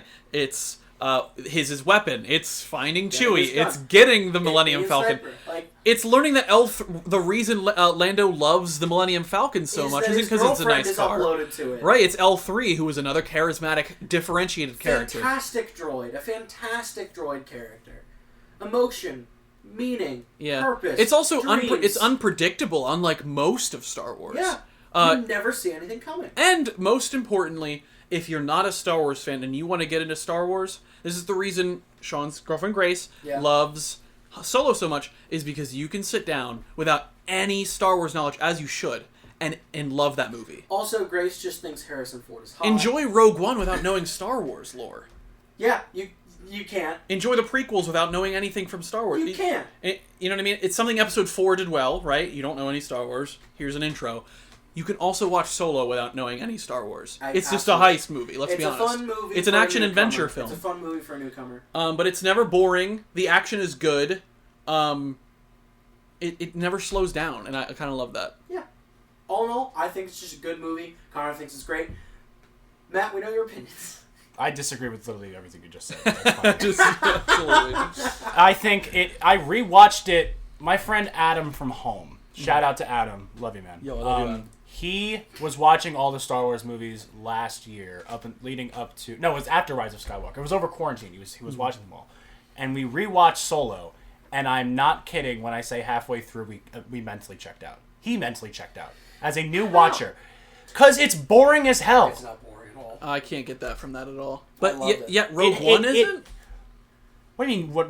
Okay, Rogue One It's also an has Indiana Jones film. You know what I mean? It's the train heist Solo, followed by. To me, Solo did nothing that was just like, wow. It was just like a throwaway. It's a standalone film. It is a throwaway action-adventure movie with very cliche little elements that just happens to have characters in the Star Wars universe that, because it's Star Wars, we elevate it to another thing. Whereas if it's just a normal action-adventure heist movie without the big spaceships and big production then it's budgets, a great action-adventure film. but it's not Star Wars! That's It's a just, standalone film.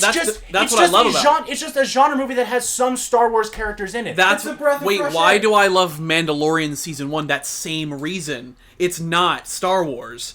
It is It's a a Western Western. with Star Wars skin, and it is beautiful for that reason. I don't need Palpatine shooting laser bolts at my eyes. I can I don't watch need a lightsaber separate in every movie. shot. Well, I'm not saying Solo's better than 9.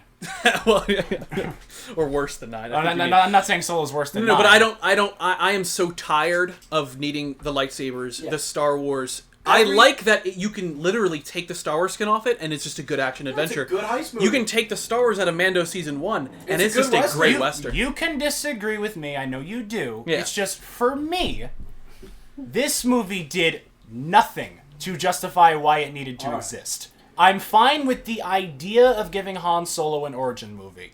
I just think the way they executed it was the most generic, bare bones thing they could have done. They're just like, hey, all of these lines from the original trilogy, we're just going to show you what actually happened, and then you're actually not going to learn anything new. You're just going to get validation about, oh yeah, so he did get the Falcon from Lando. Oh, so he did meet Chewie in between the 3 and 4. Well, what was the point of the did... prequels? Well, the prequels, there was... A war off screen. A war off At screen least and watching Vader at least turn it bad. added the Clone Wars aspect, and it added all these new characters. Technically, they didn't. The Clone Wars existed in episode 4. the Obi-Wan Clone brought it Wars- up. The Clone Wars was off screen. That was literally one line of I dialogue. know, I'm just saying. Cause that's Right, the and joke. just as much of the Clone Wars is in episode 4 as the original trilogy. Wait, you see the last 10 minutes of the Clone Wars in episode 3. Yeah. Whoop-de-doo. Yeah. It's the sake of a prequel. and You also- already know kind of where And people end like, up. I think all the other characters were just kind of throwaway characters. Oh, see, that's where I see Didn't Rogue remember One. any of their names between the first and second time. It is the definition of an in one ear and out the other movie. You watch it, Oh. you enjoy while you're watching it. It's a fireworks show. There's a character who looks like Han Solo saying Han Solo-esque things. You're watching stuff happen on screen. You leave the theater, and it's completely out of your brain again. Wow. We just disagree. That's kind of more. We disagree. That's more so how I feel about Rogue One. It's like flipped for me. Well, no, Rogue One, you leave the theater, and you love that movie. Because the ending The keeps ending you... tricks you into thinking Solo, it's better than it's the whole movie's just like a flat line, and then it ends, and you're just like... the whole I had movie. fun. I had fun every second Solo. In one ear and out the other, or at least It is an in one ear and out the other in movie. one ear and out the other, or at least in one I ear left and the angry theater. for the rest of your life. I No. left the theater, and I did not care at all. It didn't stick with me. Dang. It just did nothing for me, And and it then- did nothing to justify its existence. Well, one day Solo Solo- 2 will come out. Yeah, one God, I day. hope not. Also, Also, Solo, and if Solo did any one thing, it showed me that my real as soon competition as with my there was girlfriend is this, Harrison Ford. as He's soon also as, my favorite character as in soon Star as Wars, there so was I had a Solo bias in there. general. as yeah, well. Han Solo's one of my favorites too in the original trilogy. Oh, I think he's better in This Solo guy's than a in different- Return of the Jedi. This guy is a different character. I know what you're gonna say. Oh, but he needs to develop or whatever. Yeah, but in terms of where he actually starts and where he ends in the movie, I don't buy that that's Han Solo. I don't buy it. That's fair. I don't buy it. I think you're looking at Solo through the lens of the whole trilogy. If you look at him just the beginning of episode 4, the like, Pretty good. I'm He using went you for through money, the I'm going to same ditch arc you. he did in Solo as he did in Episode 4. No, he didn't become the No, he didn't get scoundrel. there. He wasn't a scoundrel yet. He wasn't a scoundrel. He was Oh. a survivor. What do you mean he's not a Voice scout? crack. He's a Whatever. survivor. He's a Survivor. Well, considering that we're already pretty heated, we might as well capitalize on the anger. Also, I want to say Bloodbath. one more thing.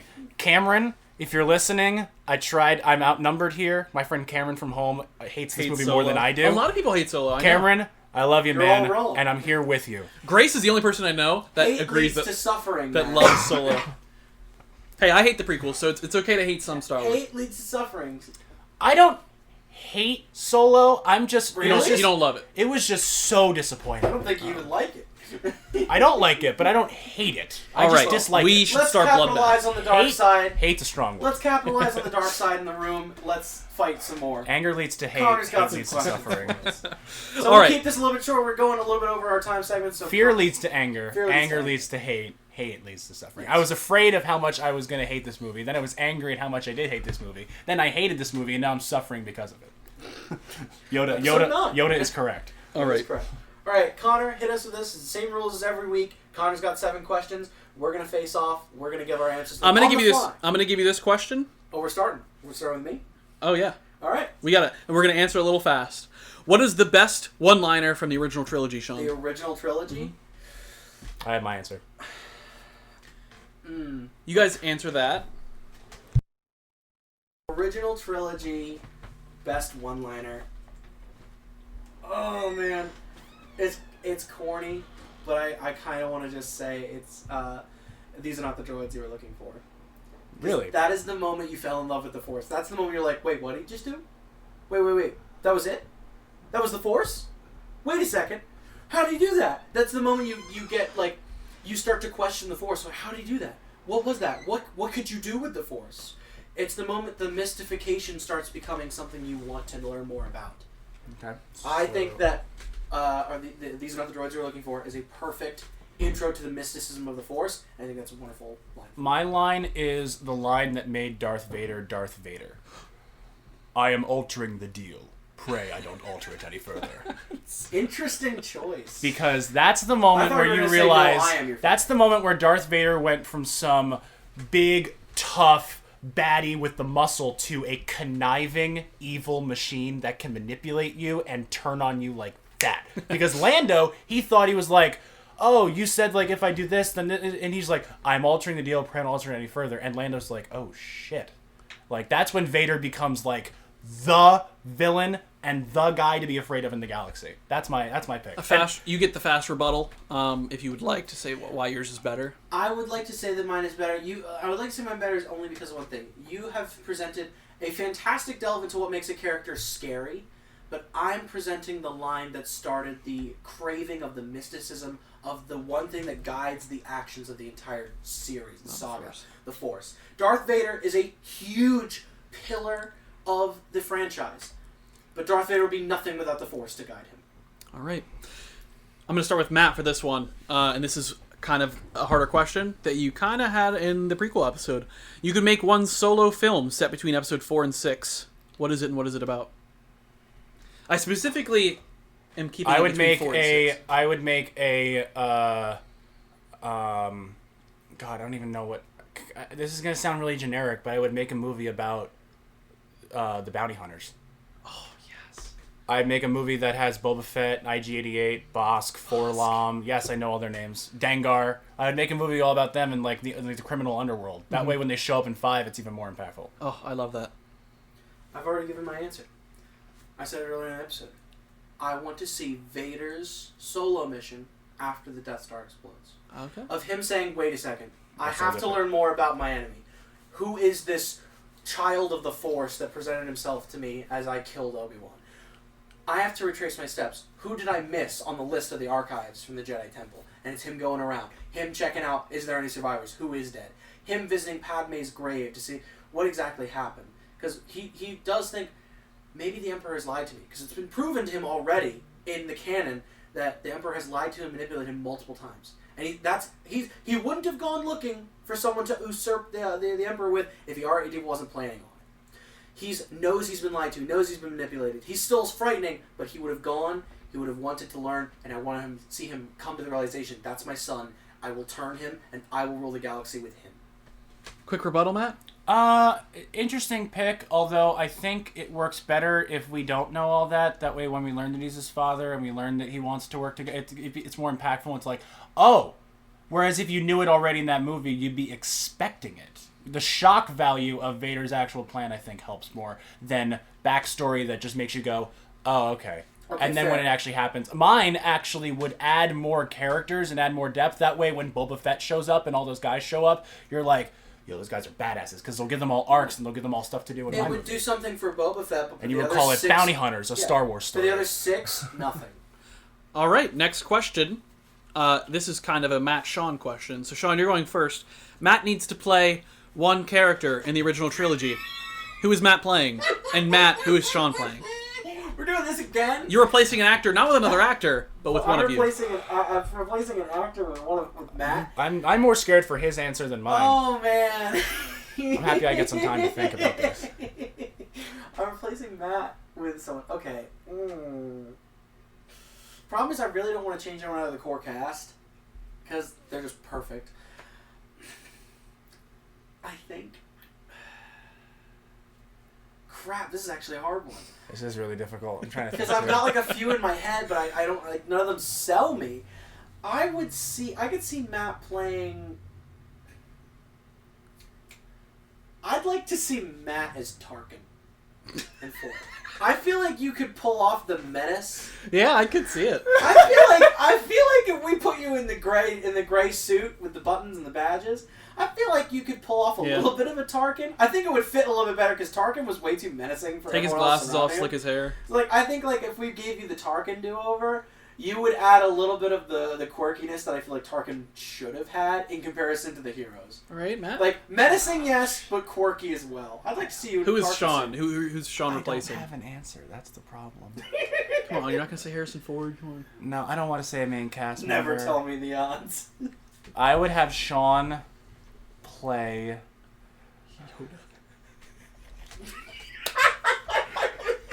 I'm between two right now. I'm between He two. has his laugh. I would have Sean play all of the Ewoks. I was nice to you. I was nice to you. because that'd be funny. Because, like, could you imagine that? That'd be great. That'd be so funny. See a bunch of 6-foot-tall bears run out of the woods. Sean gets blown No. up by an They AT-ST. would just, you would just like voice them, and you would just be like the motion capture work for them. So yeah, they'd be 6 feet tall. Well, no, because Andy Serkis is taller than Gollum. All right. Okay, I don't know.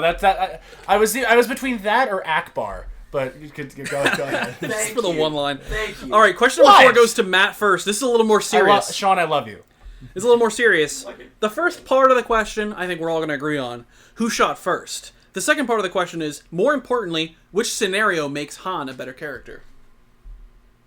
Oh, when he shoots first, 100%. Yeah? When he- Why?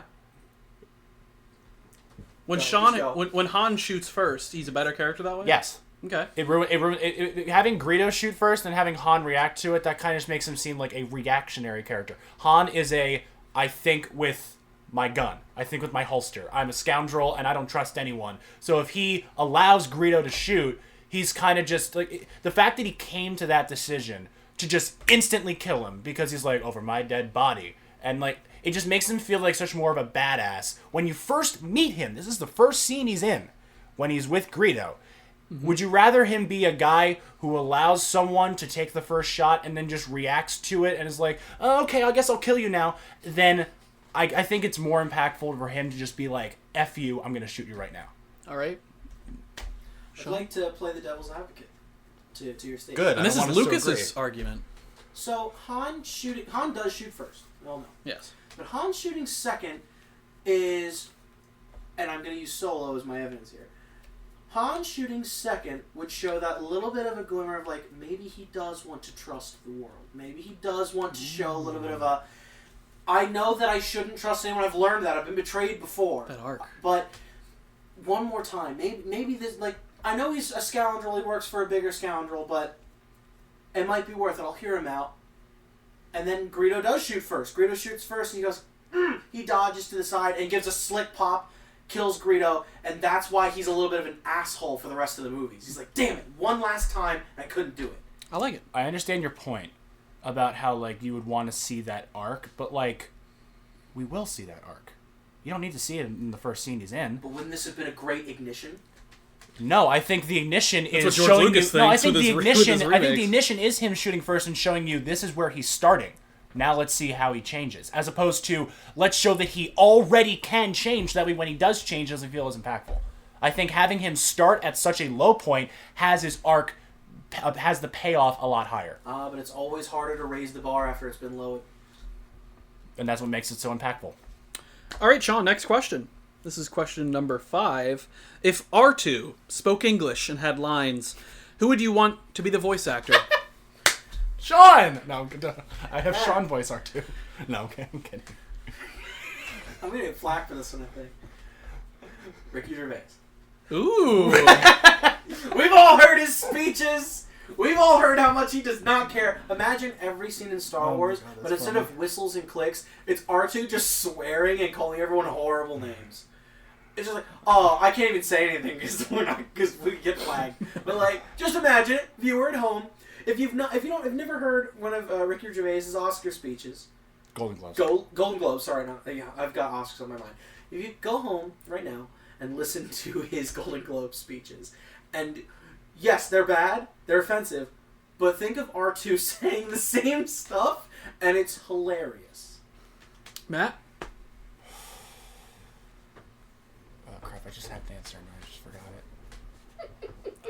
That's a good pick. That's a good pick. I'll give you that. I'm going to go with. This is hard. Richard Pryor.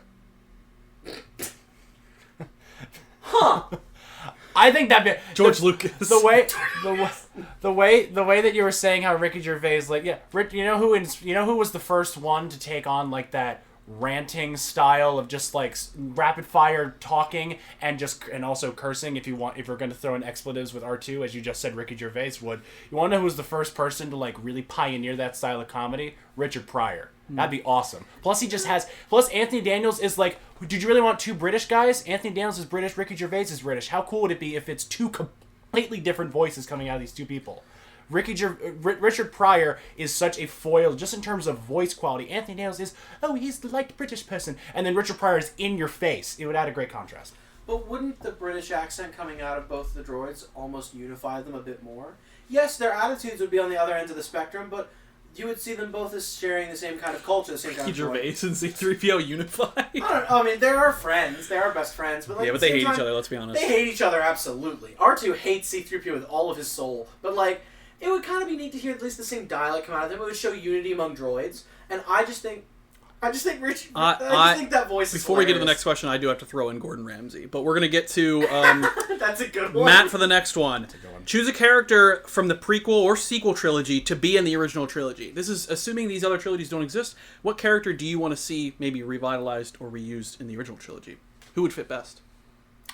Because I think that, honestly, especially in the Battle of Hoth and also in the Death Star assault, and also even in the Death Star attack in Episode 2, you really only spend time with one person in all of those fights, whether it's Luke or Lando and everything. I think you need another pilot. That's why I'm bringing Poe.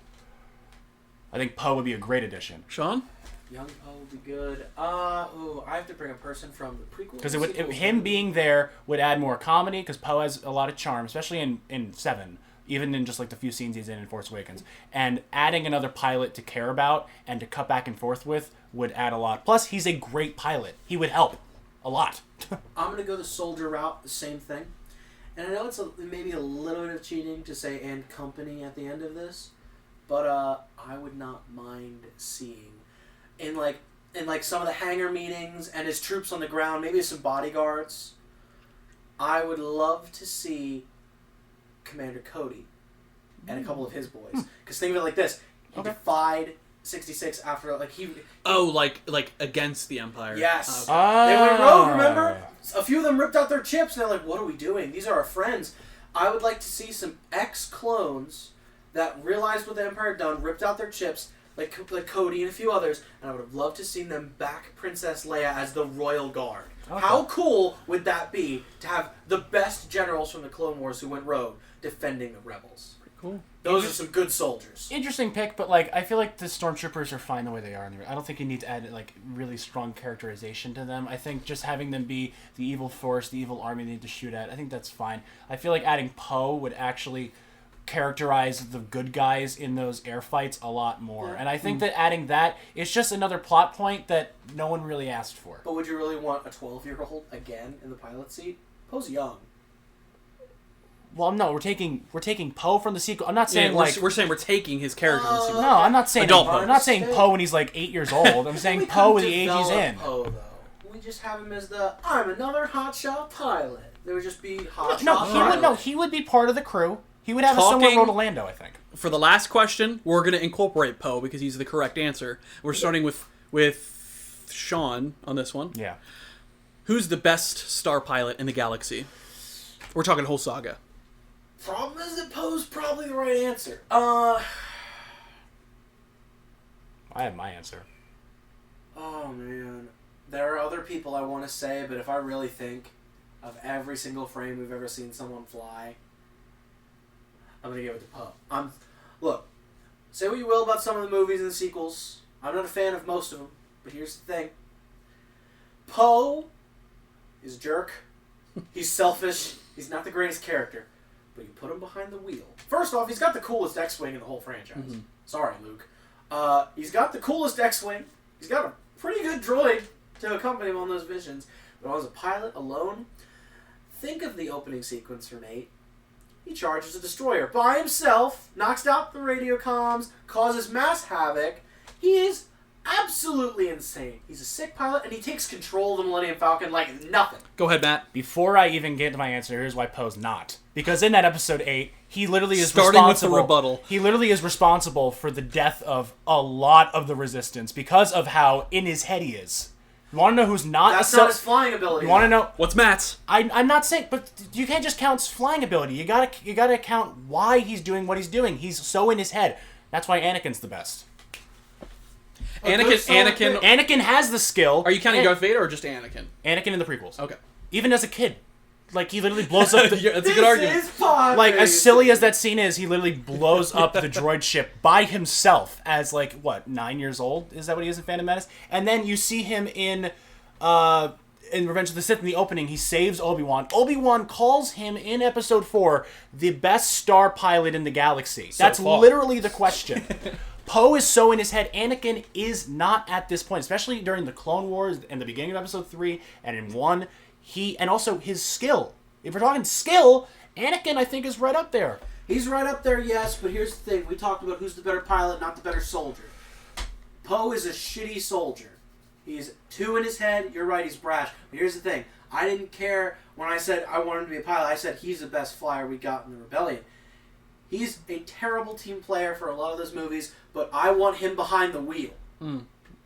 I want him behind the wheel because he is. I see both of you. Anakin has the Force. I disagree because of that. Because I think horrible soldier. Part of being a pilot, the job description of a pilot is, especially in that case, is being a good soldier, and he failed at that multiple times. Granted, he got better, but he failed, and he killed almost like dozens of people in the Resistance because he was so in his head about I need to destroy this big ship. Yeah, makes no sense. fair. Not Luke. Rest in peace, Han Solo. Rest in peace. Porkins was actually the correct answer. There you go. All right, let's get to the ranking list because we're already running over time. We are going over time. Let's get to these rankings. So, like we said, this is each one of us is top 5 lightsaber duels in the movies. We'll just go each person doing 5 to 1. Okay. And because we're a little over time, do defend yourself, but time is time. You want me to do all 5 of mine in a row? Yeah, sure, yeah. All right, my number 5 is Luke versus Kylo in Episode 8. That's because of it's the impression of Luke has mastered the Force. The fight is a little meh, but it's about the emotion behind it, the meaning behind it, and the like just the little hints of the dust on the ground, you figuring out that Luke's not there. Cool as hell. Number 4 is a throne room fight from Episode 8. This is really cool, and it's beautiful, and I like seeing Kylo and Rey work together, and there's oomph in their hits, right? This is why I don't have prequel fights on my list, because there's oomph behind the fighting. It seems more real, but there is a little bit of a choreography mistake in the throne room fight. That's why it's number 4. Number 3 is Luke versus Vader in Episode 6. And that's, again, the emotional drive behind that fight. It's too good. The fight itself, a little meh. It suffers from the same thing with Luke versus Kylo, but it's a little better. Number 2, and probably my personal favorite, but not the best, is Finn and Rey versus Kylo in The Force Awakens. The sound behind that scene, and the wintry forest, and the soundtrack kicking in when Rey pulls the lightsaber out of the snow, and Kylo being beaten while subtly showing how in pain he is. So it's the subtlety behind why he's losing, right? It's not like they would win fair and square. Also, like, the twist of, like, you think Finn is the Jedi, and then it's Rey. And by then, you don't really think that, but, like, seeing those two work together, and it's all about the Force, right? It's a great beginning to a trilogy. And then number 1 for me is obviously Luke versus Vader, and it's the first one between them two, and that's The Empire Strikes Back. And that is, talk about emotion, talk about cinematography, talk about choreography. Everything is right in that scene. And it's long, and it's quiet, and then the best twist in cinema history. We actually have a different order, but we have some overlap. So 5, I also have the ending of Force Awakens. Because at that point, I still had hope for the sequels for our trilogy.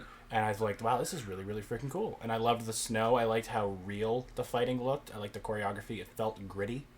4, I have the Praetorian Guard throne room fight. Because, again, at the moment, I was like, whoa, maybe, like, Rey and Kylo are going to team up and it's going to be, like, this great thing. And then 5 minutes later, you realize, no, that's just the sequel trilogy. Doesn't know what the hell it's doing.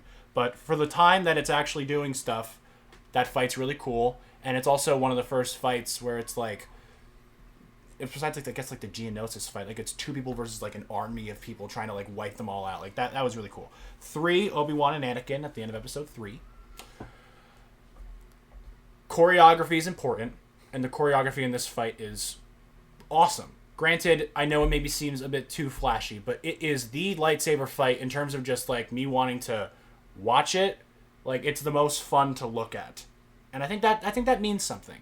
You want story behind it, but like the moves they're doing and some of the stuff that they do, and also the dialogue toward the end and the end of the fight where like, you know, you were the chosen one, that's some great stuff. And I count that as part of the fight because that's the aftermath of it. I love that dialogue. 2 is the end of 6 in the throne room with Vader, Luke, and Palpatine. Great stuff. Obviously, the entire trilogy has been building up to this moment, and it pays off. And then number 1 is episode 5, Vader, Luke. Come on. You can't beat it. You can't. Just the way it's shot and the imagery in that in the fight with like the orange and the blues and everything, and they're in this room and you just you see Vader standing up. All you see is his silhouette, and Luke just like slowly walks up to him, and then Vader's lightsaber just goes. Psh, and his lightsaber even looks bigger than Luke's. Yeah, like it is. I see perfectly shot, and also the choreography is just the right amount between not too much but not too little. Mm-hmm. Like it's just right in that sweet spot. That's number 1, easy. Right. This was actually harder for me than I thought because like I had a first draft and then a second and then a third, and then I was like, wow, this is actually harder. I have to give a lot of honorable mentions to so many fights in this, and I'll do that at the end. But number 5. Had to make it on here because it's my favorite part of the movie. He's gonna say it. Is it no. Duel of the Fates. I'm sorry. Oh, okay. I'm sorry. That was probably number 6. Duel of the Fates. Look, we've all said it, and I'll admit it. I'll be the first one to say it. Phantom Menace is bad, but I love Maul so much. I love the fight. I love the intimidation of the dual end lightsaber. It's so good. I also like the choreography is kind of okay. But it's just an enjoyable thing for what it means for the franchise to be. What it shows, like, Obi-Wan becoming Obi-Wan, the death of Qui-Gon impacting him. I like the fight. It's not a good answer, Connor's but I like smirk it. Right now is hysterical. I want to stare at it, especially the end. And I love the scene where Qui-Gon chooses to meditate while the barriers are down, and Maul paces the cage like a hungry animal. It shows the dark side and its ugliness. It shows the Jedi being calm and thinking, and Qui-Gon is really the last good Jedi we see for those films. So, Qui-Gon's calmness in that fight versus Maul's hatred and hunger. Like when Darth Maul Yes. Okay, yeah, that's bad. But it shows the duality of the light and the dark in that moment, and that's why that fight stays with me. Okay. Not even for the flips or the fights, that pacing the cage. All right, number 4? Number 4 is the throne room fight. The Praetorian Guard. Number 4 for all of us, I think. I think, yeah, we all have that at number 4. It's just good. That's fun. It's really cool to see Rey and Kylo work together. There's some choreography issues, but I like the meaning that fight has. It's the last moment that Kylo has before kind of like really going full bad guy. He chooses evil. It was the after last that. good scene in the sequel trilogy. Yeah. Well, no, it's not the last good scene. It's not the last good scene, but it's definitely the second to last good scene.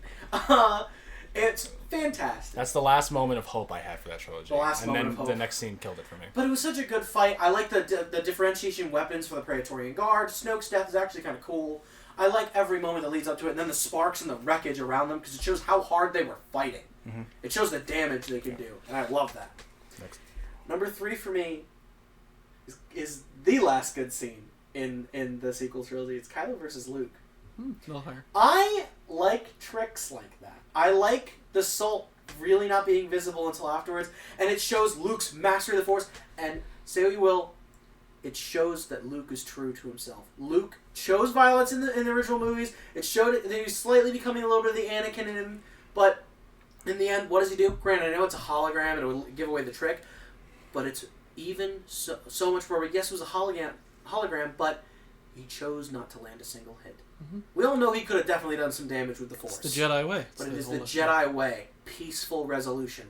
He died in that fight because of the Force. He died because he was ready to give up, and he left Kylo with the message of, you will not prevail. And the twin sons. See you around. And the twin See you sons. around, kid. Oh my god, the twin sons. You show me the twin sons, and I'm sorry, I could fall in love with that moment. It is so fitting that Luke passes away in front of the twin sons.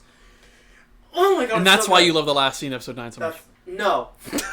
The last scene in episode Keep going, 9 keep going. I can't yell about it. We'll yell about that I in 2 can't weeks. wait for 2 weeks from now. I just need I 5 can't minutes in wait. that episode to yell about That it. might be the first episode of this podcast that gets marked explicit. It's gonna get marked Because I'm explicit. gonna be screaming. I'm sorry, everyone. But anyways, Keep going. yeah, Kylo Ren. Number 2, The Throne Room, episode 6. I like that one that far up. Yeah, I said throne room twice. Yeah, I was like, wait a second. But it's also the throne room. It's another throne. But the throne room from episode 6 with Luke and Vader with the Emperor watching. The Emperor sitting in his chair. It's like, good, use your hatred. And then Luke could kill Vader. Luke could do it. Luke almost was there. It was the Skywalker, the impulsiveness, and he said, I will not kill my father. I am a Jedi like he was before me. He's still a Jedi. He throws his lightsaber away.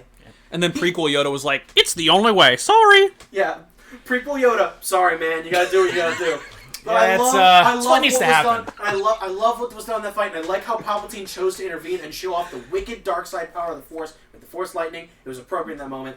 And then, of course, number 1 is, of course, 5. It's Luke versus Vader in Empire Strikes Back. So we all have the same number 1 for. But here's for a my very good reason why I'll contribute. Dooku versus Anakin episode 2 is number 1. Yes, no, it's not. Here's the one thing. Yoda versus Dooku. We've said every good thing about 5, but here's the one thing that I love about 5 that was not said.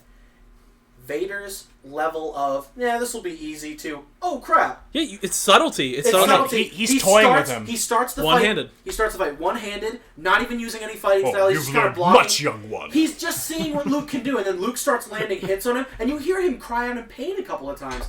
And this is hyper nerdy, but Anakin as Vader had to become a master of Form 5 lightsaber fighting. Form 5 is using momentum and strength behind your lightsaber blows. It's the only thing that a tin can like Vader can use. Putting all 450 pounds of that suit into every lightsaber splash. And what's he do when he doesn't want to care? He just uses one hand. But now that this little runt is actually landing hits and hurting him, oh no. It's time to bust out the two-handed lightsaber. It shows that Vader has matched an opponent for the first time in years. And I love that. Yep. I love the change. He's angry. And then during that also, fight. no, I am your father. Even though everyone thinks it's Luke, I am no, your I am father. your Spoilers, father. yeah. No, I am your father. Spoilers. The greatest twist in cinema history. Literally the twist that had an entire trilogy written because of it. Right. Yes. Like, So good. it's the moment in Star Wars. That's when Star Wars That changed. is Star Wars. Star Wars before then was just a fun fantasy sci-fi adventure. Then it became a story about family, and about loss, and about like trying to redeem one another. Like it became so much more. It became finding yourself. And that is the original trilogy episode. And the anthology films. We're hyper sorry for going way over time. How dare you? I'm so excited for the sequel episode. The sequel episode, many people will die, but that's a sacrifice that we're willing to make. I don't know. I know what I have to do, but I don't know if I have the strength to do it. The sequel episode is going to be fun. We are going to be talking about the entire saga in retrospect. We're going to be bringing on Connor once again. We're also going to have another guest, Colleen. It'll be a wonderful time, the four of us attempting to go for each other's throats. And we're gonna position the room so that way it's you and me on one side and Colleen and Connor, because we're gonna be pitting against each other in terms of some of us opinions. may, but choose your seats wisely at that table. If I'm guessing, Colleen is probably the most in terms of like I like these movies. Then it's you. Then it's Sean, and then it's me. I think. I believe that's correct. I think you like them a bit more than I do. I hate have them. grown in the recent months to enjoy them more. No, I still despise them. No. I hate 9 with a burning passion. Nothing's ever going to fix that. But I've grown to appreciate 8 way more. But that's and we will tell you why in 2 weeks. That is a discussion for another day. We have a wonderful episode planned for you next week. But overall, that is our take on the original trilogy for Star Wars. Connor, once again, thank you so much for joining us. Thank you for having me. Joining us. We have several good things. I'm happy that we were actually at least able to agree for part of this episode. Because last episode we were out to get. We'll agree a little bit next week. I don't cherish love the it for now. Mm-hmm. Cherish it for now. But yes, so we want to thank you all. We'll be posting the Bloodbath questions from this episode on our Instagram story for y'all to share your opinions, share your thoughts. And again, if you have something you want to come on and talk to us about, please reach out to us. We are more than welcome to have as many guests on as we can. Send us questions. Give us our own things we want to talk about. We want to talk about things you guys want to hear. Reach out to us. We even had someone offer us, like, hey, do you guys accept fan art? Tell Matt he's wrong about Solo. Tell Matt that he's wrong. It's fun. I'm not... whatever. I'm done. My brain is fried. We will be connecting with you guys over Instagram and social media. Course. And we have several great shows planned for you guys over the next few weeks. Of course. Until next time, I am Sean. I'm Matt. And I am Connor. And just remember, folks, no matter how crazy life gets, everything is fine.